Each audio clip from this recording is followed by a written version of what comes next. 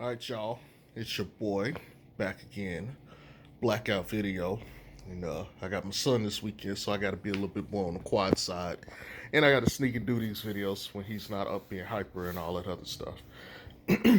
So I apologize if there's a little difficulty hearing me. So, Pels just lost another game.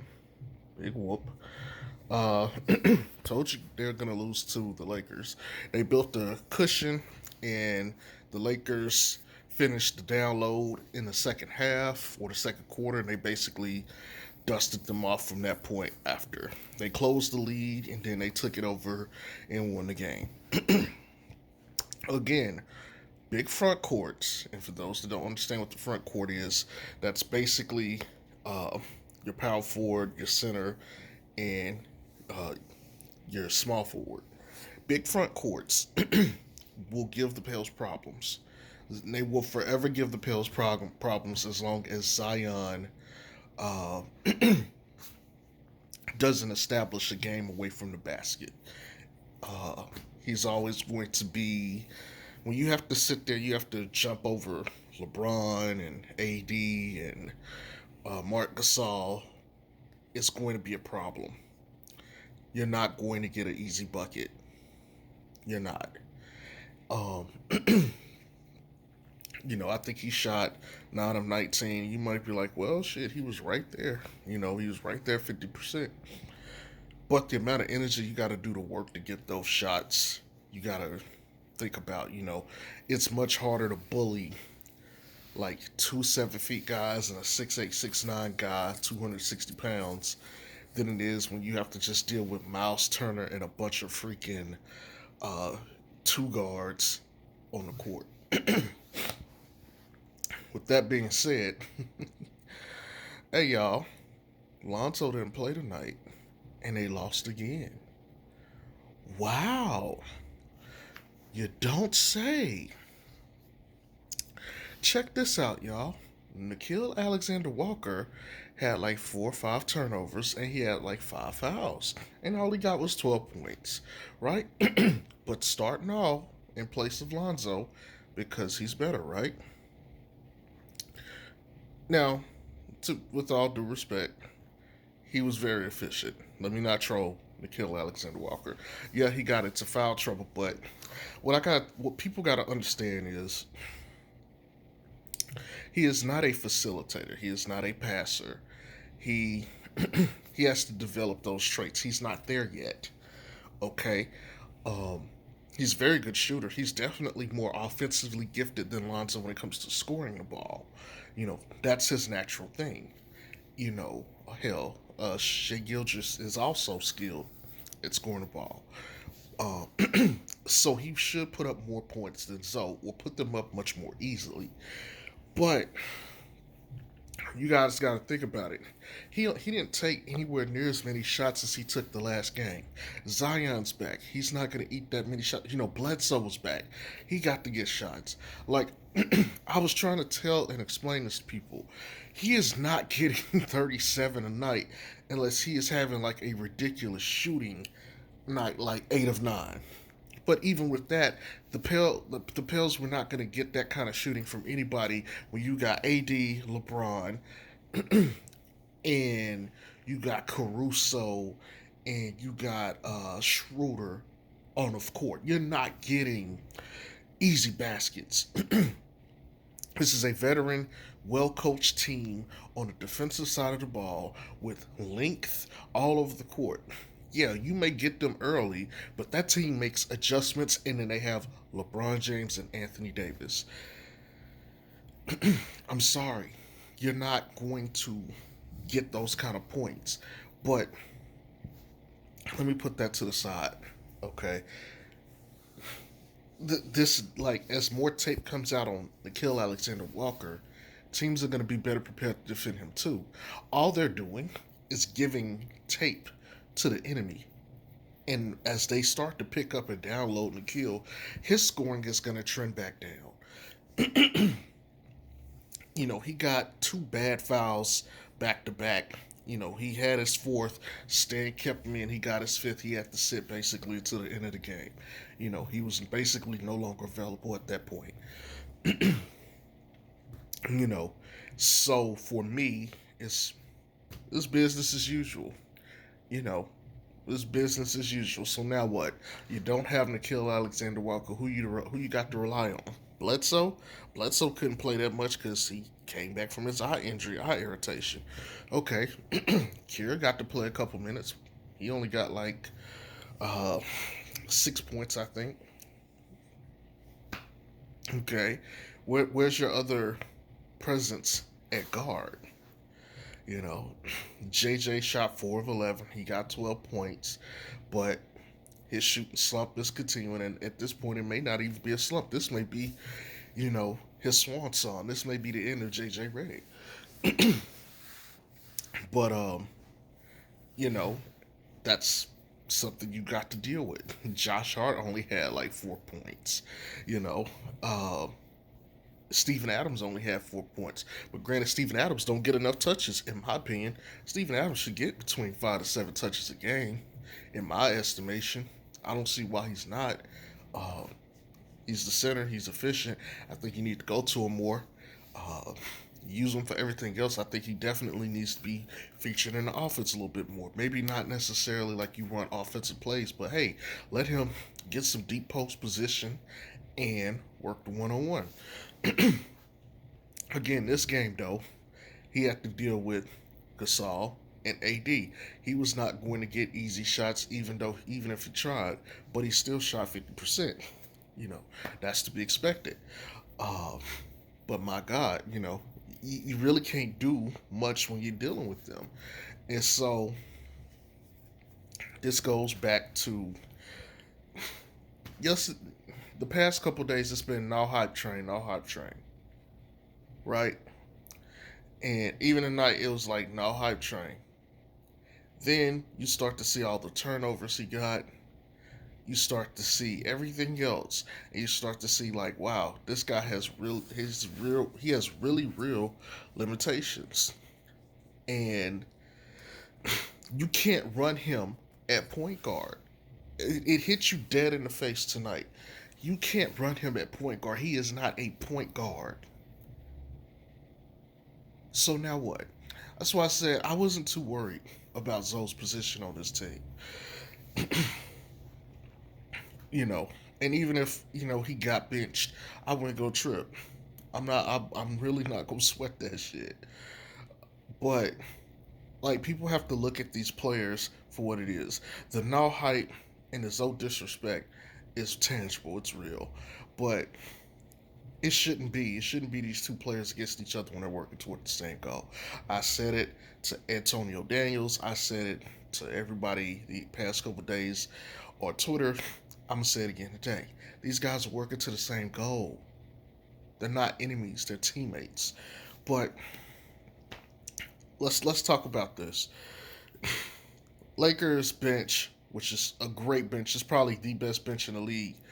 Um, they they did work, and that's to be expected. You got Kuzma and Montrezl Harrell off the bench. Let's just start there. That in itself is plenty. You got Wes Matthews, Morris twin. Um, you got Caruso.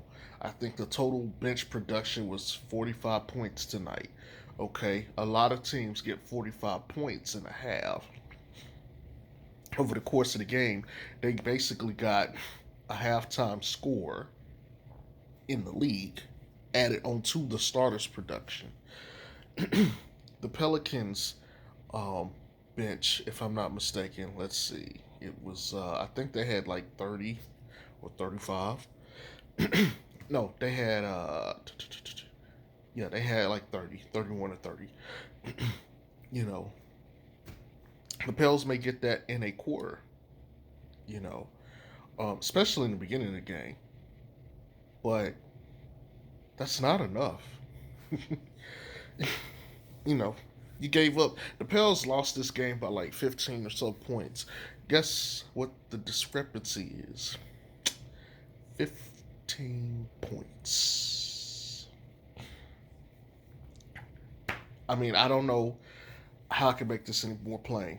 Um, Lakers won the free throw battle. I don't remember the actual statistic, but all the little things that mattered in the game, the Lakers won. Again, I told you guys in my video this morning, this is a roster construction loss. It just simply is. Uh, I don't think the style of play would have changed anything tonight. This is just a roster loss. They're going to lose to this roster the same way they lost last year to this roster. Okay, you know, I don't know how I can make this any more like imprinted on people's brains. The Pelicans roster is not going like with Zion in general. You're not going to be set up to deal with these front courts with all this length of size. I'm sorry. He is undersized for all intents and purposes. 6'6", having to jump against 6'10" and tall players to get your buckets and have to contend with that all game. This ain't college. The guys are stronger, faster, and more agile. You know, a lot of that stuff ain't gonna work. Yeah, he could get away with being point guard some in in college because it's a much lower level. You shouldn't take that and say, "Oh, he can run transition, he can run break." Yeah, there he'll have his moments for sure, but that's not his thing. That's one thing that transferred for Lonzo. His transition game transferred. That's who he is. He's better than most others in the league at doing it. But you gotta be honest about your evaluation of these guys. I'll say this, man, for all intents and purposes, and I told people he coached Lonzo hella well last year, like pre-bubble when they were doing this talking. He was like, "Hey, you should be shooting 80% from the free throw," yada yada yada. For all intents and purposes, Gentry know how to coach a damn offense. Stan's shortcoming right now is he's not running an offense that has developed in the past couple years. Now he said he was adding some things and changing some things. It's still only 10 games in. There's still a lot of basketball to be played, so you don't want to jump to conclusions.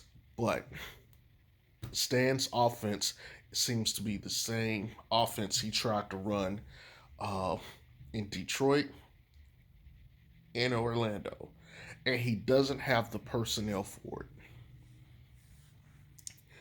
He just doesn't. Okay. Um, Off the bench, a lot of times, um, he can kind of run his offense and he'll get something going. Like when he pulls Bled and Zion, and he starts bringing in Josh Hart and like JJ Redick. Um, he can run that offense with Bi and Zoe and those guys and Steven Adams. He can run his offense to perfection, but he really don't have the personnel to run his style of play. Even with that, that style of play isn't conducive right now for what the Pels need to be doing, in my opinion. If you're gonna have Steven Adams and Zion, I would bully them on the inside. I would bully teams from the inside. You know, I would run because you have the athletes to run. You have the youth they need to be running. Uh, JJ, I think would be more pressed to get transition jumpers versus coming off these screens and pin downs and stuff. Uh, I think the Pels need to pick up their pace on offense. Like when they need to be playing aggressive defense, getting those rebounds and pushing and running. I need to see people sprinting to the 3 point line more. Again, this is also where Zion got easy buckets. Zion's field goal percentage is down this year. Consider that he was getting about three um, assists a game from Lonzo's passes, and you take that away. He's not getting that anymore. That affects his field goal percentage. So he's struggling to get his. Uh, Josh Hart, I don't want to say he's regressed, but he's stagnated on offense. And granted, he's 25, so he's essentially to me in his prime. Uh, I don't see much growth from him in that place. He's gonna have to, his growth is gonna come from his experience and versatility. Um, but I gotta say, I'm disappointed overall in Josh Hart this season. I expected a little bit more from him, and I had seen it because I know I made that video even before I made the no, and I said he should start. I can tell you right now, I do not want him starting at this point. I'm perfectly fine with him coming off the bench. Uh, and that's probably just going to have to be his role for the rest of his career.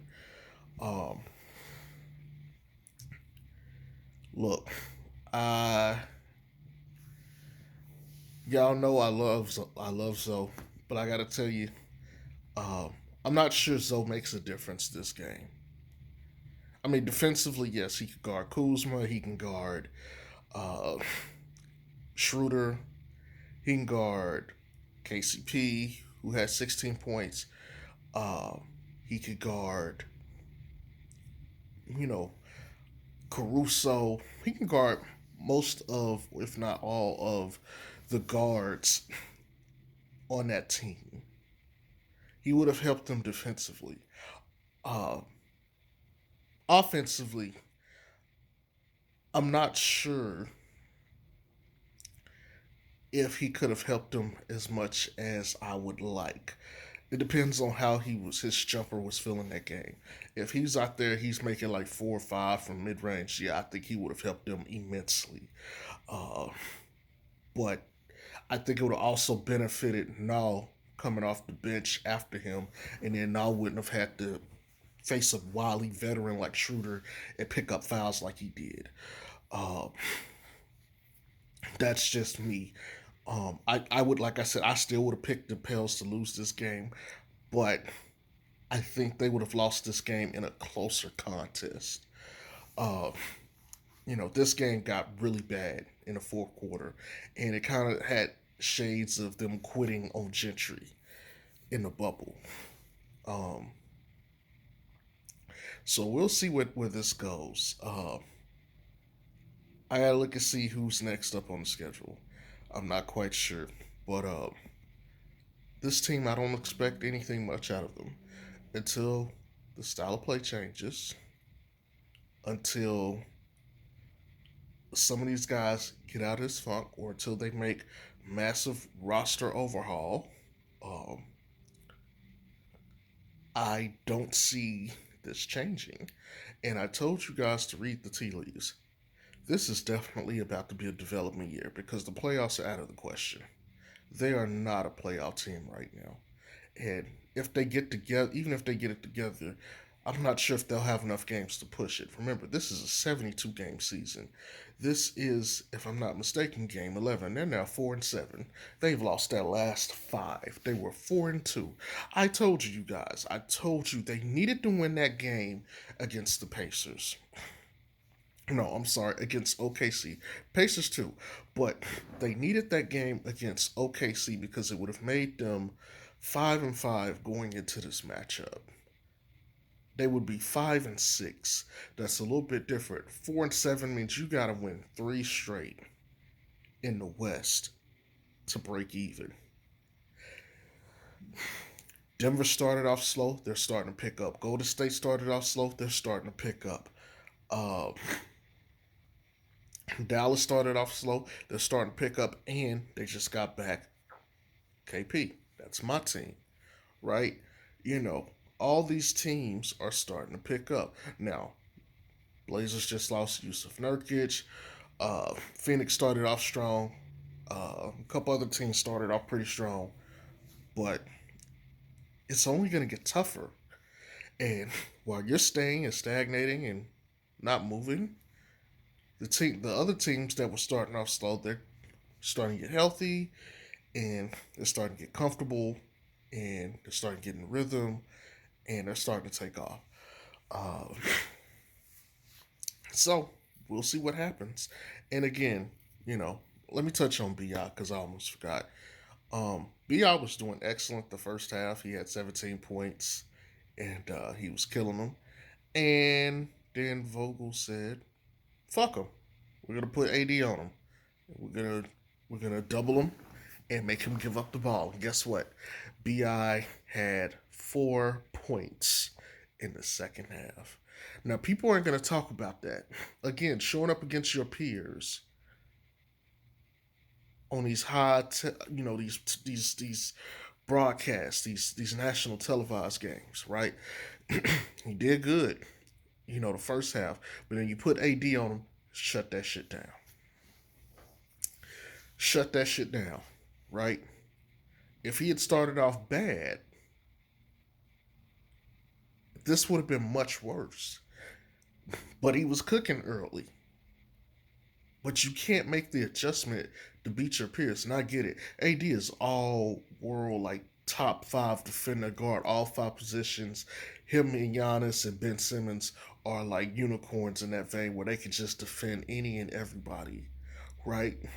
I get it. You're playing one of those guys. But that's no excuse when you're getting paid that kind of money and you're that guy. You got to go out there and get those points. You basically got punked in the second half, and the Pels couldn't get any points on the board after that.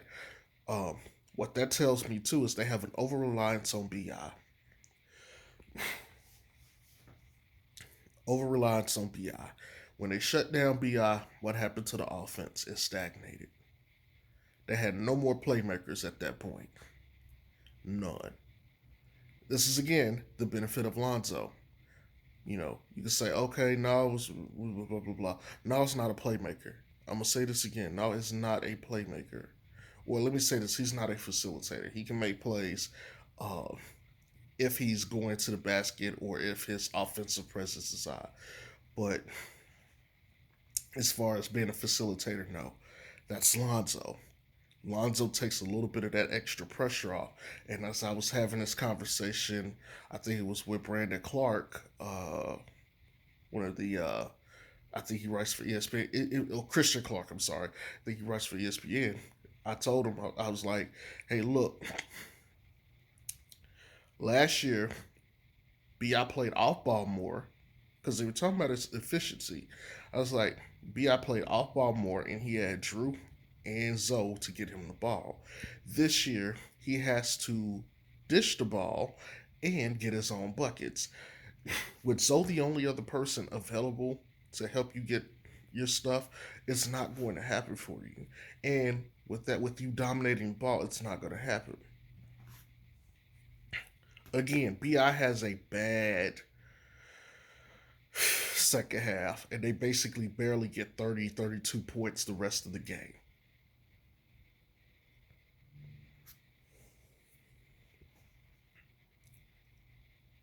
That kind of offense isn't going to work.